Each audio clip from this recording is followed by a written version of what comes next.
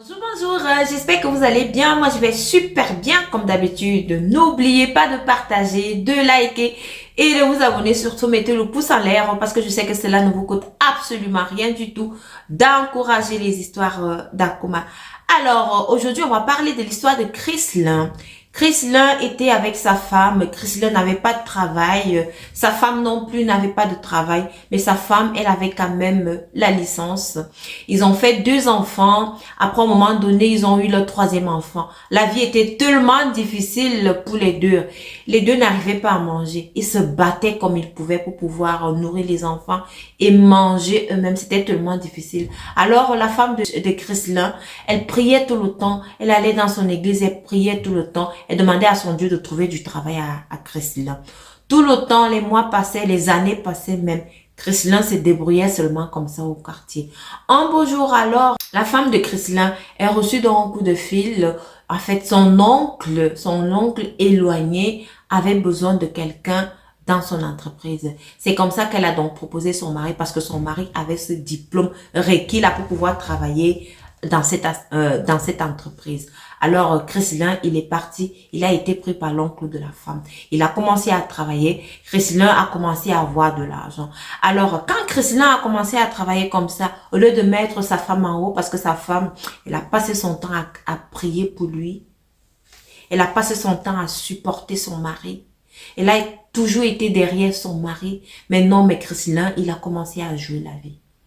Chrislin était de tisa en tisa.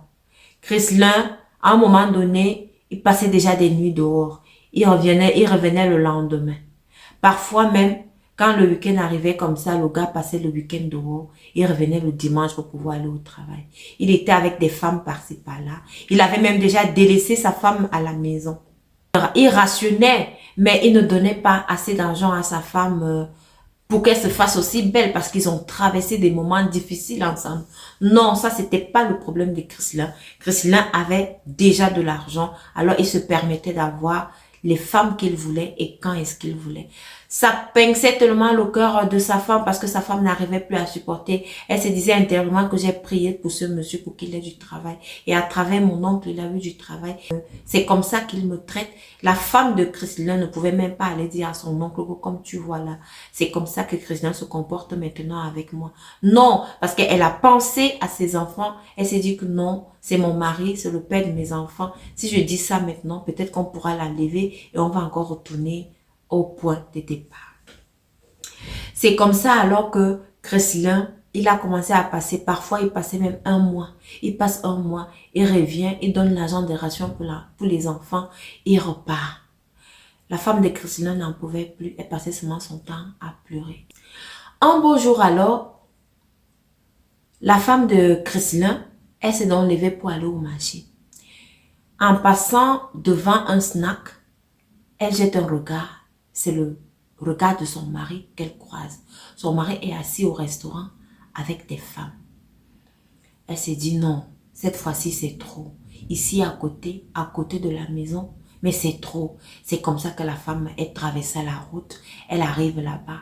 Elle dit à son mari que lève-toi tout de suite, on rentre à la maison. Lève-toi tout de suite, on rentre à la maison.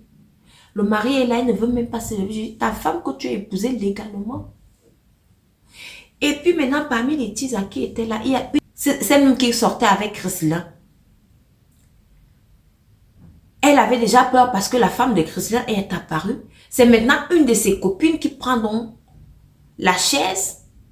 Elle a tapé sur la nuque de la femme de Chrislin. C'est comme ça que la femme de Chrislin s'est écroulée. Donc en tapant comme ça, elle lui dit que non, mais madame, vous ne pouvez pas rester à la maison. Il fallait rester à la maison, attendre votre mari là-bas. Ne venez pas nous déranger ici.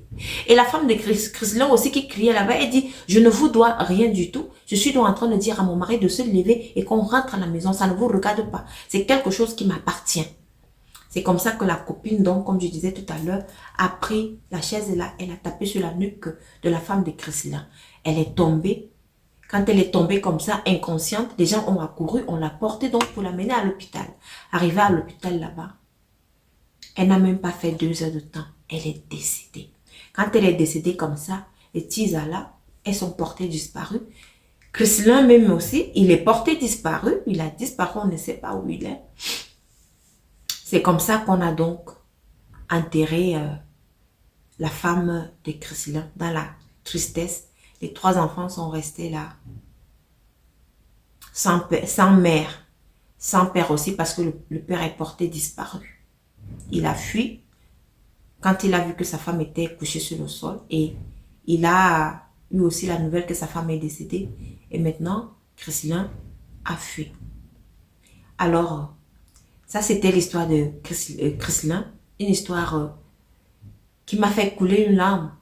Parce que c'est pas facile d'avoir une femme qui prie pour vous matin, midi, soir. C'est pas facile d'avoir ce genre de femme. La femme, elle a prié pour Chrislin, pour qu'il ait du travail. Chrislin a eu du travail, au travers même de l'oncle de la femme. Il a commencé à maltraiter sa femme.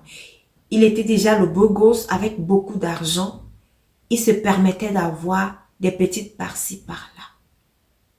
Voilà donc ce qui est arrivé. On a même l'habitude de dire, tu pries pour lui pour qu'il ait le travail. Prie aussi pour toi-même, pour que toi-même tu aies le travail. Mais elle s'est sacrifiée, elle a dit non, c'est son mari qui doit travailler.